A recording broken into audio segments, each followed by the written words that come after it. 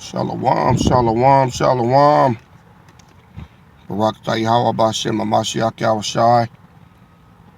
Peace and blessings, family. Peace and power to the Father of lights, to his beloved Son, Yahushai. All praises. Feeling a little better. Not 100%, but scooting along.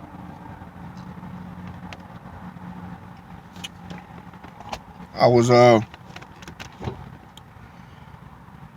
checking out some comments on the Jesus is Satan video. It's funny, man. The Christians really get their panties in a bunch when you talk about cracker Jesus, boy. You know. Let me ask y'all something. Did this bother y'all? Look.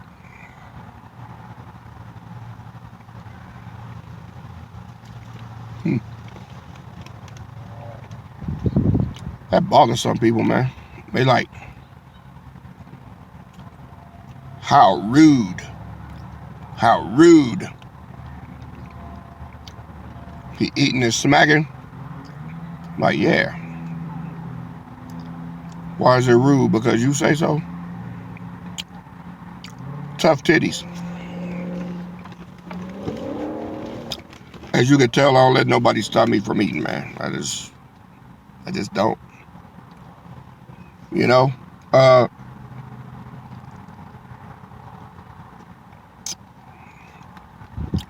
They've been trying for years on here to stop me they want to stop me from eating, stop me from cussing, stop me from teaching. I'm just doing all of the above.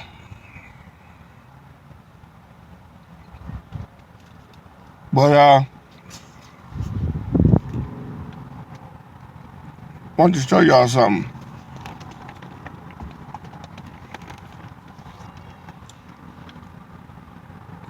It's for you Christians on here. Check it out.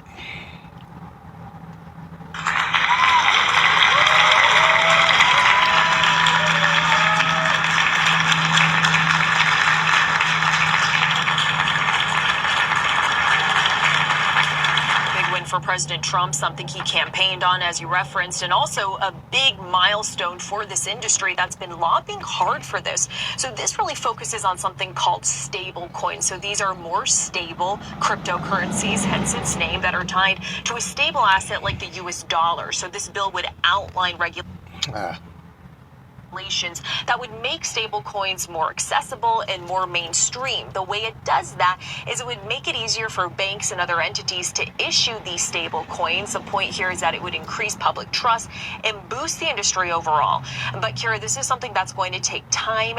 Once President Trump, as he has just done, signs this into law, federal regulators then have 6 months to come up with the specific regulations. But as you can see up on the screen right next to me, the president, he is surrounded by some key crypto advocates, leaders in the industry. They're incredibly happy about this. Yeah, well, first of all, remember President Trump, he once called himself a crypto skeptic, but then on the campaign trail, he vowed to make America the crypto capital of the world. And him and his family, they have got multiple crypto ventures. They are fully immersed in this industry, and that includes a Trump meme coin. It includes a Bitcoin mining firm and a crypto reserve. There's also a company that the Trump family owns a 60% stake in. That's World Liberty Financial. That's a crypto venture that actually launched its own stable coin in the spring. Democrats have pointed out that a bill like this could directly benefit President Trump and his family. Now, the White House insists that there's no conflict of interest here because the president's assets are held in a trust that's managed by the president's children, Kira. Y'all hear that? Want to bring back the spark? Crypto. You know what ain't nobody thinking about? Think of the name crypto. All right? Y'all know what a crypt is? It's a casket. It's something you put dead people in. Cryptocurrency. It's dead money. These people ain't finna get shit, man, that they think. Everybody invested in that. Hey, they're going to have a rude awakening. Watch what I tell you.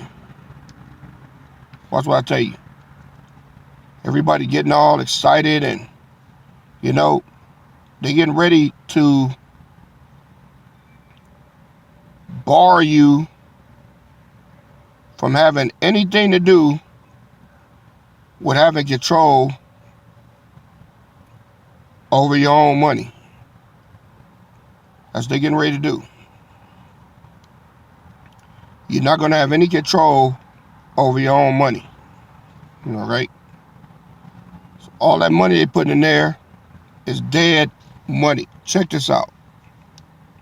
Legislation on cryptocurrencies. So here are my thoughts with the recent legislation on cryptocurrencies. I think that we're going to be seeing UBI payments coming to us sooner than later. And I think they're going to come in the form of cryptocurrency to encourage all the American people to embrace this type of payment system. Being stable coins, they will be tied to the dollar's value, and they will try to control the value of the dollar as much as they can, just like the Fed has been doing. And when they realize they can't do that, although they probably already know that they can't, they're just going to act like they didn't know. Then they'll start taking US dollars out of circulation. This will effectively stabilize the economy to some degree, but ultimately it's going to force everyone to embrace crypto as their only way to pay for things.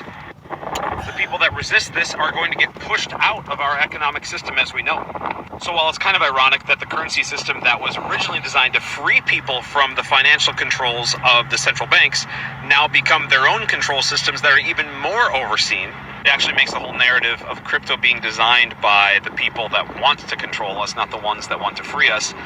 It makes more sense now, right? But here's my prediction. I could be wrong. I've been wrong before. But I bet we start seeing those payments come to us by September 1st. And it's going to look like a saving grace for many of us who have been struggling. But in the end, this is the ultimate way to control people's lives. Because if they can turn your money off when you leave the country, or when you do something wrong, or when they just decide they don't like you because you're speaking against them, that is a control that no one should have. And if you think they won't have that, you just wait. So here are my thoughts with the recent legislation on cryptocurrencies. All right, so you heard it, right? And that's a white man telling you.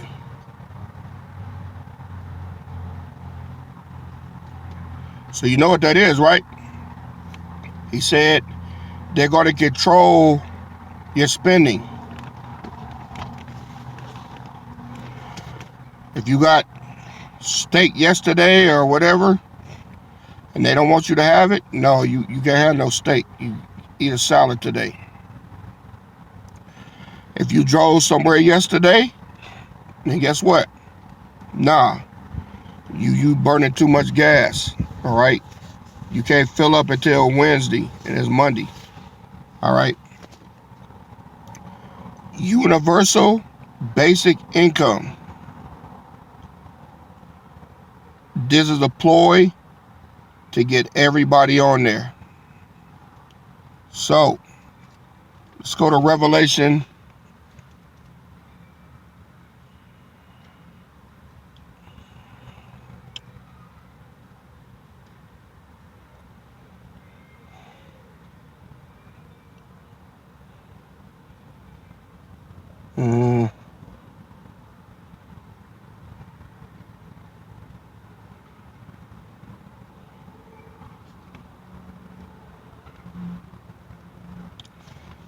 Let's start at verse 15. And he gave power unto the beast. No, and he gave power to give life unto the image of the beast, that the image of the beast should both speak and cause that as many as would not worship the image of the beast should be killed. And he causeth all, verse 16, both small and great, rich and poor, free and bond, to receive a mark in their right hand or in their foreheads. Now that's next. Got to get you on it first, right?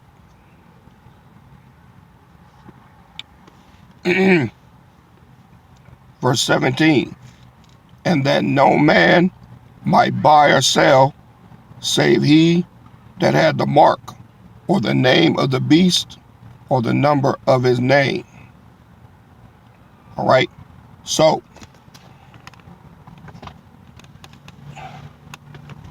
the mark is basically here now, right now. So my question to you out there, all you Christians, what are y'all doing here, man? Ain't y'all supposed to have been gone? Wasn't the rapture supposed to wrap y'all up before this?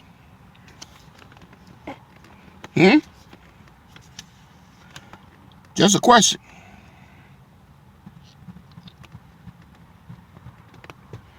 Y'all had a lot to say on the Jesus is the devil video. This is why I'm going to tell you that that nigga is the devil. Because his doctrine has lied to you. You ain't going nowhere. You going to be right here. What is it that you think you did to avoid judgment? You think you was that good? You haven't been. You Christians are the wickedest damn people walking. You know it. This whole nation was founded on Christianity. In God we trust, all that bullshit. Jesus is a fucking white man, right? That's why we don't worship Jesus here. We worship the Father of lights, Yahweh. And Yahweh Shai is his son's name, okay? And they know Jesus. Jesus is the devil. He's a liar. He jacked the Bible, or rather your theologians took the Bible, cut it up in pieces, and taught it incorrectly.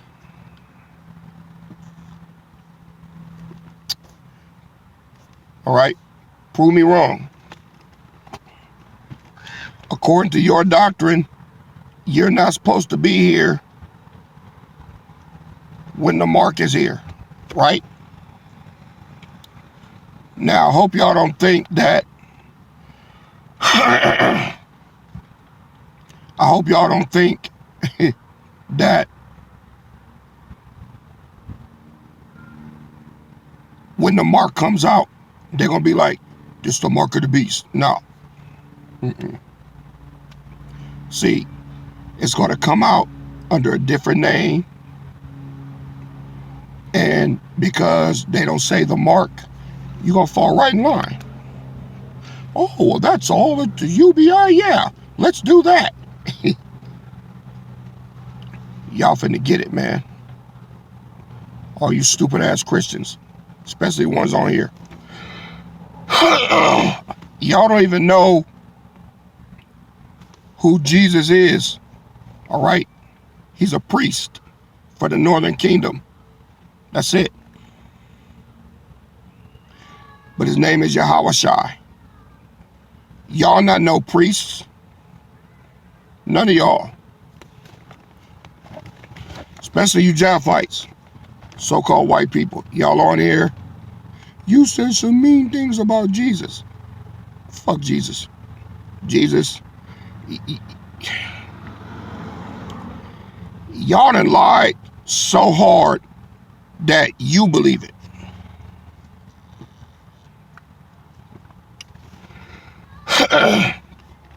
Look at all of these theologians that's been caught lying, raping kids. Okay, who do they follow? Jesus. Right? Had somebody say they cast out demons in the name of Jesus. No, you ain't. And there was a woman. All right. Show me a woman in the Bible that casted out demons. You can't, because they don't. That's for men of the Lord to do. Y'all don't cast out shit. And you're a white woman at that. All right? The Bible is for the 12 tribes only. That's not true. The hell it ain't. Maybe I need to give y'all a refresher. Let's go to Romans chapter 9.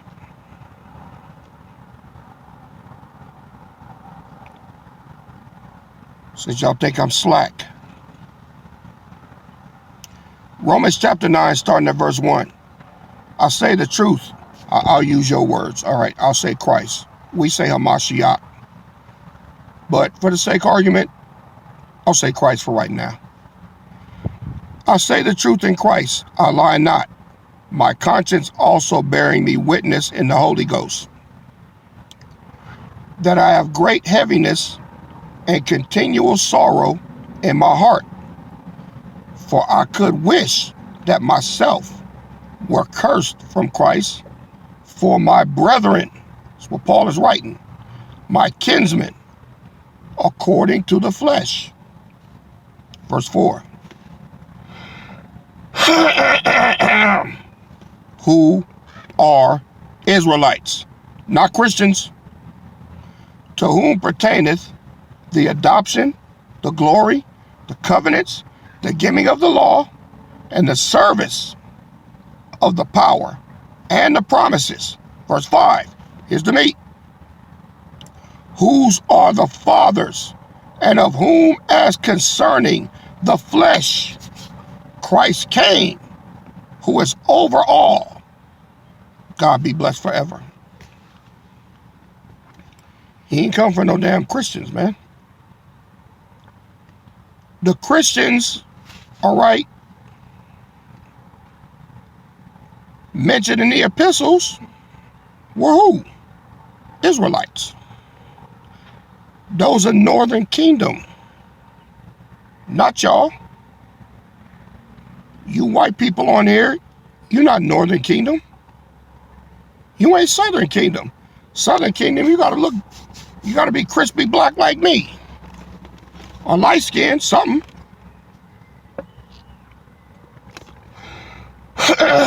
And don't start with that. Oh, it doesn't matter. It doesn't matter. Jesus doesn't see color. Shit. Shit. Since when does color not matter? Why? Because y'all don't want it to? Let me go to a sundown town in Florida or Kentucky and walk through them backwoods at night. And I run into a Klan rally. Is color going to matter then? I bet you it will. Always has. And what do they call themselves? Christians. Christians are wicked as fuck. All right? So y'all can crowd on here all you want. This the royal house. This is Judah. And this is the northern kingdom. All right? Judah and Israel. That's it. If you ain't part of that group, then you out of bounds. Y'all been lied to.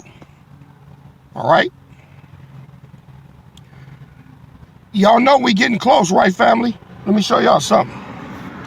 Let's go to Micah chapter 4.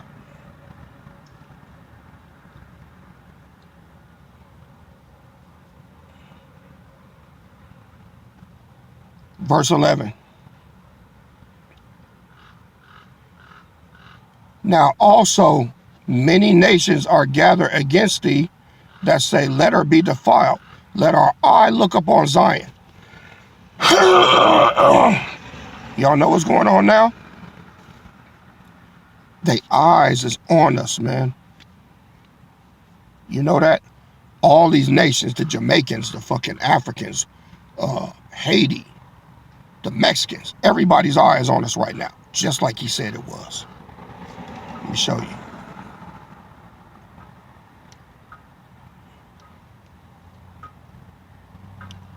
Let me show y'all what I mean.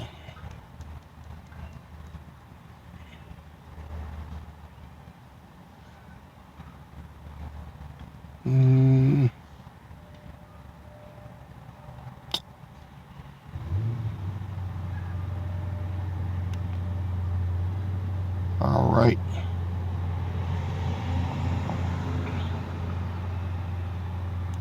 Everybody got their eye on Judah now.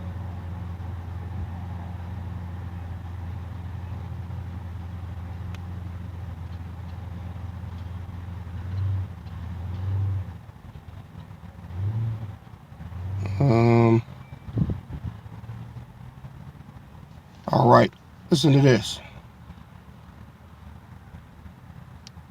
Message is for Black Americans. This message is for Black Americans. I feel that I have to explain, certainly just for me, not for other Africans, but I feel like I have to explain to you. Because I consider myself to be fairly educated, and I was educated in Kenya. And the education system in Kenya is fundamentally flawed, okay? So when we learned history, the history that I learned, there was a tiny, like a little segment about slave trade. And it wasn't even clear what the slave trade was. All I know was it was mentioned, and I was like, who were these slaves? I don't know who the slaves were. It's not clear. And of course, it's on purpose. So the things that I learned in history was about the Great Boer Trek. That's right. The Great Boer Trek. I had to memorize that shit, okay? Now, I remember watching programs, American programs, and we were so confused because we didn't know why you were speaking, like things like Good Times and all those programs, but I didn't know why black people were speaking like that. So we were asking our dads, why are those people speaking like that? Now, hold on. Hold on a minute. Now, she wants to, now they're trying to play like they didn't know that we were slaves. They're trying to say, hey, we didn't know. Oh, hey, black people, we're family. No, we ain't. Now, what have I been telling y'all, family? Y'all see, some of y'all be thinking I be making shit up, man. I know y'all, oh man, KD, man, you be making shit up. Nah, I told y'all, back in the 70s, I hated being called a fucking African. And this I know people will be listening, because watch this. What did I say I got into fist fights about, right? What I say I got into fist fights about? Being called an African booty scratcher. Well, check this out.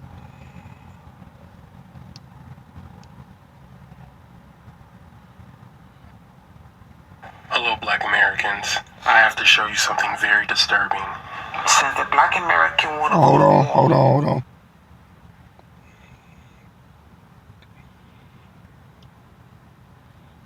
Hold on, y'all. Y'all know that Facebook TikTok be tripping and shit.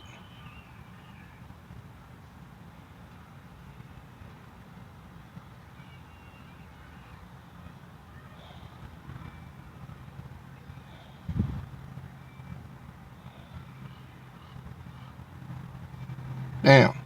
Hopefully they didn't take it down. All right, y'all. I had to find it. Check it out. For educational purposes, TikTok. Now, we're going to have a conversation about the origins and the mental devastation of the word African booty scratcher and how it affected Africans, okay, when they came to America. Now, African booty scratcher. As a kid, I'm an 80s baby, so as a kid, we used to joke on each other. We used to call each other African booty scratcher, okay? It wasn't from no malice plays. It was just a joke because we just heard the word booty. You know what I'm saying? But I had to talk to some people that was born like the mid 60s or the early 60s or maybe in the late 50s. And I last time you heard of the word African booty scratcher? They told me they heard of the word African booty scratcher in the 70s. So I'm going to say the word African booty scratcher started in the mid-70s, okay? It was used to joke on people, jonesing, hell yeah, playing the dozens, whatever word you use, wherever you at. I'm going to say it started in the mid-70s, okay? Then it started to pick more traction in the 80s, you know what I'm saying? I guess that's when the Pan-African movement started to get strong. We started to see people, we started to see the Sally Struthers videos, the Red Cross videos about Africa. And, that's when kids start going to school, they just start joking on people about calling them African booty scratch. That was just part of the joke. Once again, Black Americans never looked at it as a negative thing. Shit. But it really took off in the 90s when Boys in the Hood came out. And we're going to watch this clip right quick, okay? So we'll be right back. Does anybody know what the name of this place is? That's Africa. I know that. That's right, that's Africa. But did you know that Africa is the place where the body of the first man was found? My daddy says that makes it a place where all people originated from. That means everybody's really from Africa. Everybody. All y'all. Everybody. I'm from Africa. I'm from Crenshaw Mafia. Like in the 90s from Africa. I'm from Africa. You from Africa. You African booty scratcher. Now, that was the clip. Let me tell y'all something, y'all. If you was on the butt end of that shit, the whole class fell out, man. That's why you had to fight. Because they embarrassed the shit out your ass. They embarrassed the shit out your ass with that, man. So, I ain't never want to be lined up with no fucking Hamites, man. Just didn't. I hated it. Told y'all my mama made me wear a dashiki once. Once. Fucking blowout and shit. Ooh, I hated that shit, man.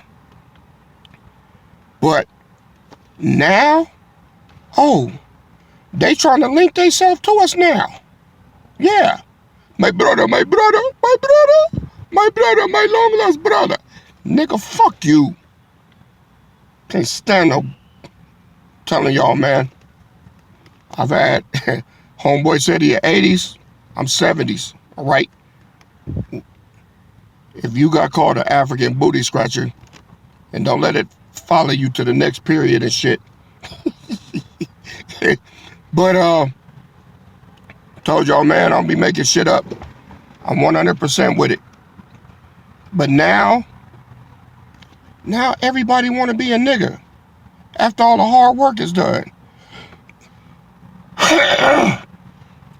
After all the ass whooping, all right? And everything. Now everybody want to be a nigga. Why? Because they know we got next. All right? Eyes are on Judah. If I'd have known that I was from the tribe of Judah in the 70s, I would have been pressing that. But back then, shit, man, James Brown was out, man. It was say it loud. I'm black and I'm proud. That's all we had, shit. But now, Royal House. Ain't nobody ever taking that away from us. So, all of y'all on here that's down with that card, all praises. All you Northern Kingdom in here, all praises. This our shit, man. Ain't nobody taking it. Ain't no funky, tire tread, sandal wearing ass Hamites either. All right? Voice getting better, y'all. I'm coming with another one after this. Y'all sit tight. Barakatah Yahweh B'Shem HaMashiach Yahweh Shai. All right? This your King and Shepherd, KD. And I'll be back with another one. KD out. Shalom.